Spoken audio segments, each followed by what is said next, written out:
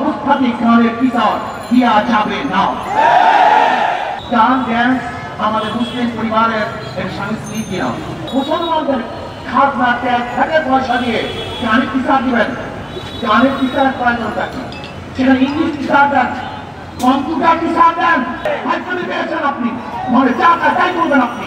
এদেশে কোনো অবস্থাতে ইসলামের সংস্কৃতির বাইরে কোনো কাজ করা যাবে না। প্রাইমারি স্কুলের ড্যান্স এবং গান শিক্ষার জন্য উস্তাদ দিবেন, শিক্ষক দিবেন। কেন?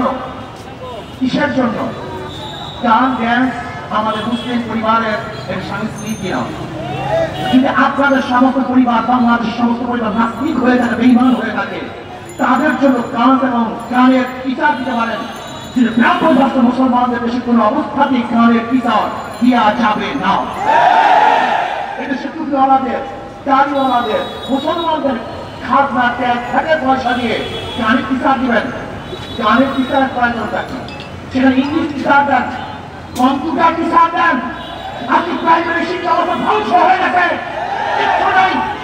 সেখান থেকে মানুষ করতেছে না, ইউনিভার্সিটির চান্স পায় না, মেডিকেলে চান্স পায় না, কোনো জায়গায় চান্স পাচ্ছে না।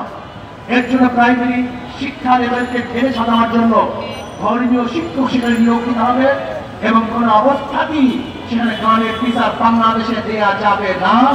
যদি দিতে চান আপনার কবি, আপনার হস্তান্ত থাকতে হবে ইনশাআল্লাহ। হাইকোর্টে পেয়েছেন আপনি, মনে যা তাই করবেন আপনি। মুসলমানদের দেশ, এদেশে কোনো অবস্থাতে ইসলামের সংস্কৃতির বাইরে কোনো কাজ করা যাবে না। কাজে আসুন আমরা সবাই এখন মিছিল করবো এবং পিয়াসের নিষ্কাশনের জন্য আমরা দাবি যে করছি এটা অবশ্যই সরকার দিতে হবে। আল্লাহ আমাদের সবাই কবুল করে নেন।